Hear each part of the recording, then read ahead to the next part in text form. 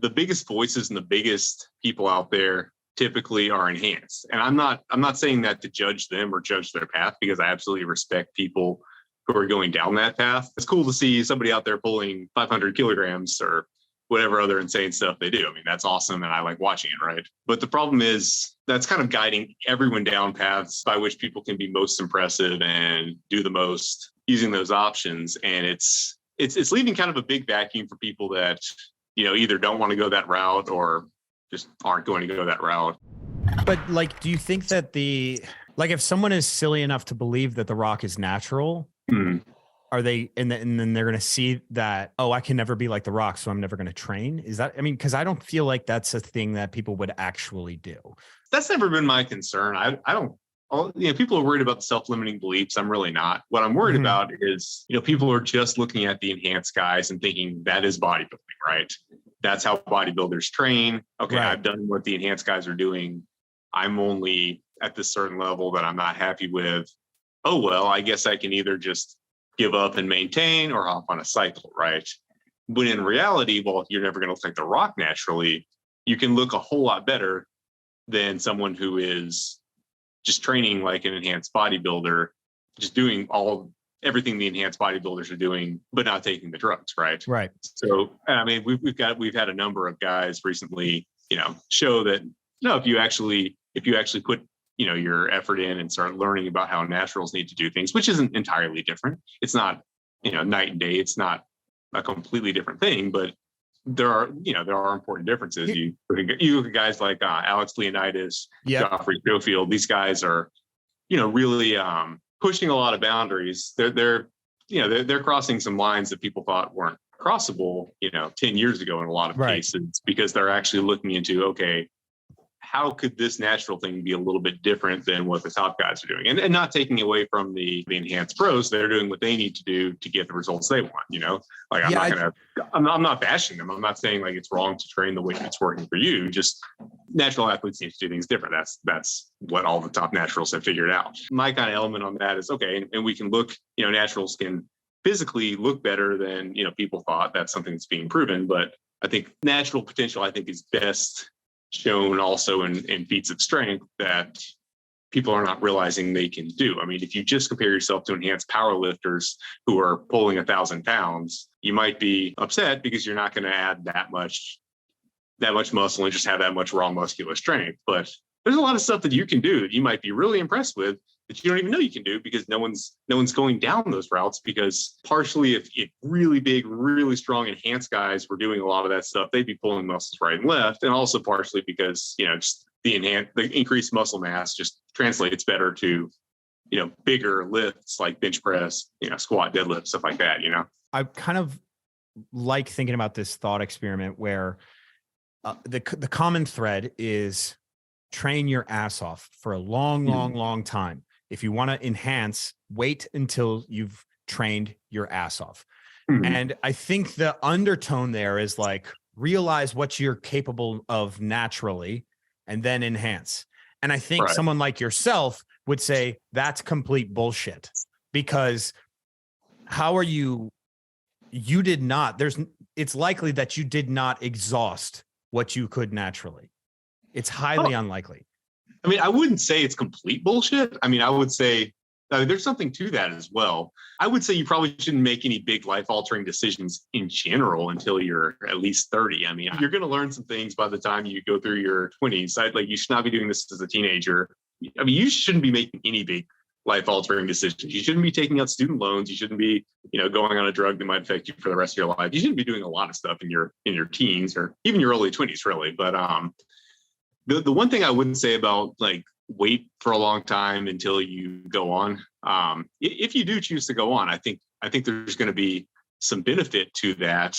If you look at the golden era guys, now I'm not saying they all waited forever. I mean, Arnold went on early, but what they had that a lot of today's guys don't, they all basically learned how to do bodybuilding from the silver era guys who were natural. Don't listen to the conspiracy theories. The silver era guys were, as far as the very late silver era, like people were first doing their very earliest experiments. Anyway, so the golden era guys, whether they actually waited for a long time or not, they were all coming up in silver era bodybuilding culture.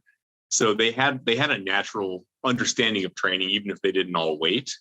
Yeah. And so, and while I'm sure a bunch of them are like downplaying their drug use, you can tell by looking at them that they were training in a different way.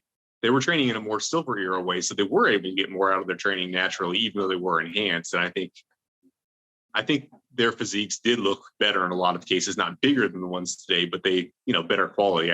I think a lot of them look better than today's like classic physique competitors. And I think a lot of that is they were getting more out of training, Did you see the new Arnold documentary by chance? I haven't yet. So the first episode is like a little over an hour, maybe an hour 20 or something. It's definitely a worthwhile watch. Mm-hmm. And, Arnold looked insane at 19 years old. Like, and the reason why he started using early was because he was good early. Yeah. You know what I mean? Like he I think he won at 20. He lost Mr. Olympia to that black dude, Oliveira or something, or Sergio. Yeah. Yeah. And then ended up beating him over and over again the following years. But I think it wasn't until he was over in California that he started using. I think when he was in Austria, I don't think he was using, which still, when he moved over to California, he was like 23. Yeah. So, but what I like about Arnold is that when he was 19, like he looked insane. And I think one of the things that people tend to misunderstand or misappropriate is that, drugs make good, or they make good the best, but they very rarely do they take, people that just work hard and make them in the best, in the top tier. Like, and I think that happens a lot in sport. I think that, Barry Bonds was a freak of nature athlete, started using and became a freak of nature hitter, like the best hitter of all time. And that doesn't just happen to some guy who wants to work hard. Yeah. I mean, if you just look at their training, it's of a higher quality. I mean, not entirely, but I mean, they're training with more range of motion. They're training the ranges of the muscles involved. They're not just doing like the basic, I mean, I hate to say it, but I've worked out at Gold's Gym in Venice for years, Powerhouse Chatsworth, a lot of like really big bodybuilding gyms. I mean, these big mass monsters are kind of just doing like men's fitness workouts. I mean, they're not doing anything that's that extreme. They're kind of doing basic workout. My impression is they're just doing, fairly, I'm not saying they're not putting effort into them, but they're doing very basic stuff. And I think they're kind of intentionally maybe keeping that kind of a control variable to manipulate the other far more important variables they have now. Whereas, I mean, you look at the golden era guys, they're doing all their back training with a lot more range. They're just doing a lot more different stuff. I mean, you look at Tom Platz's training, he's been very controversial recently, people saying that he took more drugs than he let on. People are saying, maybe the 525 for whatever it was, 20 something reps squat was fake.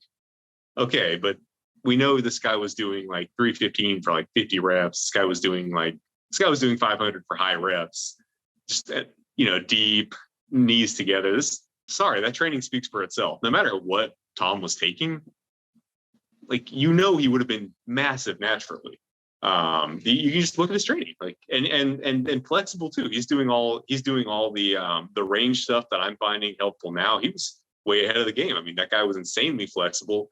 He was doing all the good stuff that you should do to be, good as a natural. And just, I mean, whatever he was taking, it just added that much more on top of it. I mean, the drugs are obviously essential. You're not going to look like a golden era guy without them, but I feel like the golden era guys, to a large extent, a lot of them were essentially people that are taking drugs like modern bodybuilders, but were training like, silver era guys, which honestly, I think in many cases is more sophisticated and more, superior. I think people have this misconception of the silver era that it was really, just very basic, simple training. No, these guys were very advanced in a lot of ways, more advanced than people now, because they had to be. You weren't going to be impressive if you just did the basics back at that time. And people aren't going to like me saying this, but you can be, fairly impressive if you do, very basic stuff.